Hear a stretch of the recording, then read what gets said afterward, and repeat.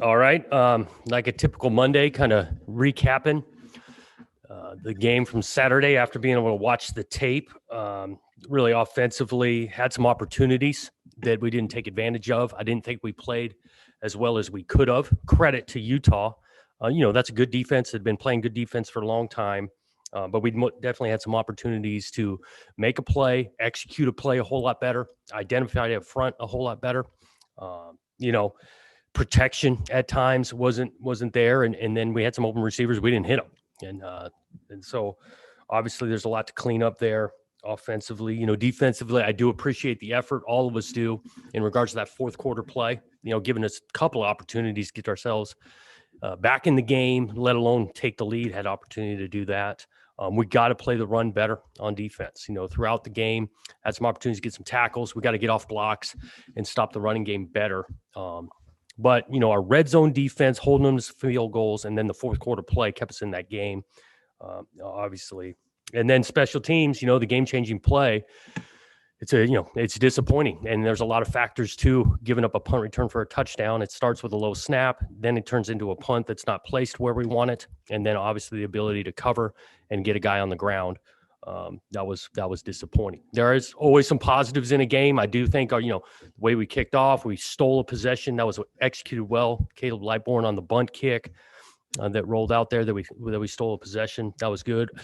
Besides the one punt return where we kicked it on punts, we got to shoot. I think we had one. Luke had 65 yards, changed field position. So at the end of the day, just like we did yesterday, we took a good look at the film, pointing out what we did well, what we got to do better, and anxious to get back on the practice field tomorrow. Injury wise, I know I'm going to get asked about a few guys. I imagine start with Tristan Gebbia. He is scheduled to have surgery this week, so he will not be back this season. A lot went into a decision, but ultimately that's going to be the best for his future. Totally support it and understand it.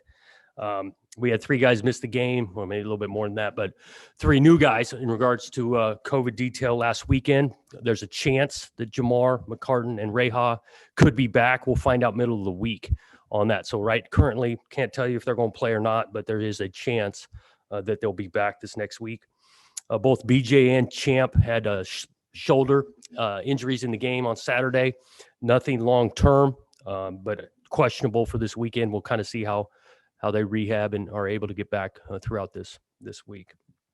Because this is another great week. Got a big-time opponent coming in here.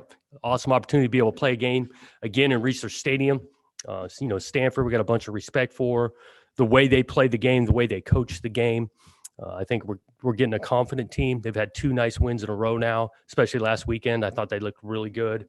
Offensively, moving the ball, get a high-level quarterback. They were awesome on third down last weekend against a good defense in UW. And so these guys will be a challenge that we're excited to take on Saturday. With that, questions? Jonathan, what was the surgery for? Is it a torn hamstring? What is the injury prognosis there? I'm not the doc. I know it's a hamstring, and greater detail than that, I don't know. But it is best course of action for him to be able to come back and play this game healthy. Jonathan, in regard to Jefferson, you're saying it's possible Saturday. You don't know at this point. Is that what you're saying? That's exactly right. Yep. So when he's in quarantine, are they able to do any workouts at all by themselves, or do they have to stay in their apartment or house, and not do anything for 10 days? I'm not the expert on this, but there's a difference between isolation and quarantine. Jamar's in quarantine. Quarantine, yes, they are able to come actually to the facility separate of our team and our players and get workouts in. So they can stay in, some sort of reasonable shape over there. Correct. And all 3 of those guys are in quarantine. And then did you mention David Morris? Where is he at right now? He has not gotten back, and do not see him playing this weekend. Just been very limited and missed a few days of practice for, health reasons. And Noose made the trip, but he did not play Saturday. He was available to play. He had just missed really the entire week of practice, and Khalid had been playing well and felt good with that. We anticipate having Noose back though this Saturday and playing. And on the depth chart, Caleb is still listed as the punter, but is Luke taken over that position, or We're going to continue to mix that, and that's not just strictly on Caleb. Some of it was, we wanted to move the pocket a little bit. Luke's left-footed, and so being able to change up the scheme on punts. So there's a chance this Saturday you might see both the guys. What do you like about Chance? It seemed like he was a lot more comfortable throwing the ball downfield, maybe more than we've seen in previous weeks. What were some things new that you saw out of him that you? I think he is a good deep ball thrower, and we wanted to take some chances, not just because of his skill set throwing the deep ball, but, it's tough to go 12, 15 play drives against Utah. I thought Chance did a good job moving his feet, extending the play. He had some scrambles for first downs that kept drives alive. That's a part of his game. We do anticipate him playing better in game 2, just like anybody. Their first start, there's a bunch to learn from, and get some things cleaned up and play better in week 2. in regard to the running back rotation, if BJ and Jamar are not able to play, where do you go from there? Is it all on Calvin, or do you have a definite number 2 guy, or do you go more with some receivers running the ball a little bit more? Or? I think it would add to our variety, but Calvin, would be the lead back. Teron did get a carry in the game. Him and Isaiah Newell would be the next 2 guys up behind Calvin. And then really in every game, we're going in with options of getting the ball on the edge, whether that's Champ, Bradford. Obviously, Coletto's package could expand if we needed to get to that point. Jonathan, will we see Trey Lowe and Trayshawn Harrison this weekend? They are available to go. We'll kind of see how the plan comes together and how they practice this week, but they are available to play. Jonathan, who's your backup quarterback? Ben Goldbrinson. What have you seen from Ben that's put him ahead in that backup quarterback race? Ben continues to improve. I mean, he's been awesome in practice, getting a bunch of reps, scout team wise, and now obviously with the 1s and 2s. He's got a good skill set, understands the offense for a true freshman at a high level, and so we're rolling with the guy. What happened with Nick Moore? I mean, he was talked up a lot in the spring, and we had heard number 2 going into fall camp, kind of in that mix, and now he's fallen off. I mean, what does he need to work on? Nick's decided to leave the program, and we wish him well. We've actually been in conversation for a while. He deeply wants to play this game, and we wish him well. Jonathan, in regard to the run defense, it seems as the game goes on, it gets a little bit better, but why has it been so porous early in the first half, and especially early in games? And that's, throughout the season pretty much. It's obviously, if I could pinpoint and know exactly how we can start faster on defense, we'd get it fixed. We've tried some different things. We do. We want to play well in the first half of games on both sides of the ball and execute and get some guys on the ground tackling. And we want to score on every drive in the first half. But we're going to continue to work at it, and hopefully we get it figured out this game. What do you tell Chance after the kind of emotional roller coaster he's had over 2 weeks, from, scoring the go-ahead game-winning touchdown on your first touch to coming up just short in a very similar situation a week later? As a former quarterback yourself, do you have those conversations with them about just being kind of in that place and how to manage that emotion and stress there? I think it's an emotional game we play. It's why he wanted to play college football at a high level, right? You come to the Pac-12, it's going to be competitive games week in and week out, to go get opportunity to play in big moments. And so, look, he and the offense had opportunities at the end of the game. We didn't get it done, but now we're back to work, and we understand this Saturday is going to be another competitive, high leverage moments that I'm sure he's anxious to get back out there. Is this week going to be a little weird in that Stanford is in town already? You're bound to run into them every now and then on campus. Is that going to be weird?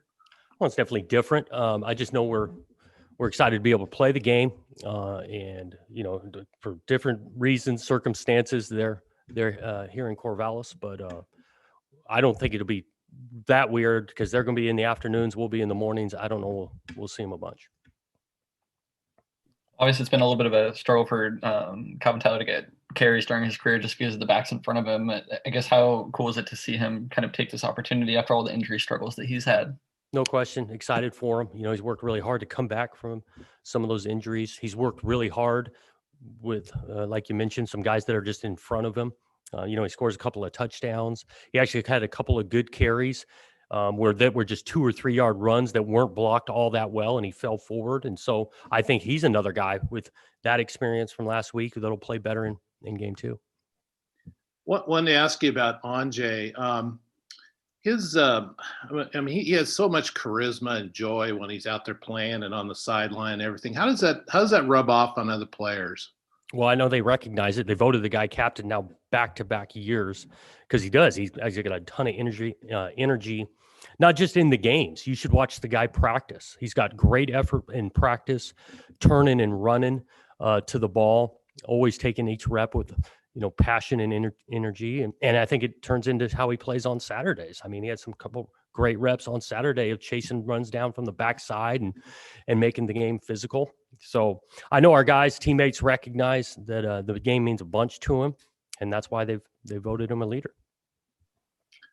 Have any seniors told you that this year is it for them, or are all those conversations taking place after the season? Yeah, I think we've had some conversations with guys, but nothing's definitive. I mean, they got to kind of see how this season plays out, for themselves, but also how we play, and then make the best choice for them after the season's end. So we'll get some certainty the week or two after the season. How tough is it to see kind of everything that Tristan's gone through with kind of a long journey here and going through a year as a backup, and then to really lose another year for factors that are out of his control? Yeah, I mean, it's tough. Got a bunch of respect for him because, like you said, he's gone through a lot. He continues to work hard. He is a positive guy, and so he's got a great mindset that he'll be back here next year. I do think he went out on a high note. He played really well in that game, won that game for us at the end. Which was obviously huge. And now it's disappointing that he can't kind of continue that momentum, but he'll be back this next fall.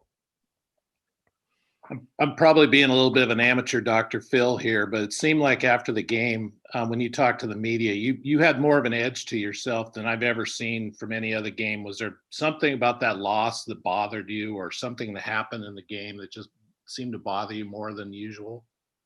Losing bothers me. And I think in general, I think we could have played better. I really do. Again, I appreciate our effort. I mean, these guys are going to compete to the end, find ways to get back into the games and find ways to have opportunities to win the game. But ultimately, our execution wasn't at the level that I thought we could have played at. And I put that really starting with myself / down to our coaches, then to the players. And we got to all together execute at a higher level to win close games against good teams. Did you feel like the execution was not quite what it had been in previous games? Yes, especially offensively. Coach, might be kind of a silly question, but fans and media that were watching on TV saw every time that Chance looked over to the sidelines, he was squinting. I mean, do you guys give these guys eye tests, or? We do give them eye tests if it's something we think we need. That's not the first time I've heard that. I obviously wasn't watching the TV broadcast, but it's something we've talked to them about, and we don't see it being an issue.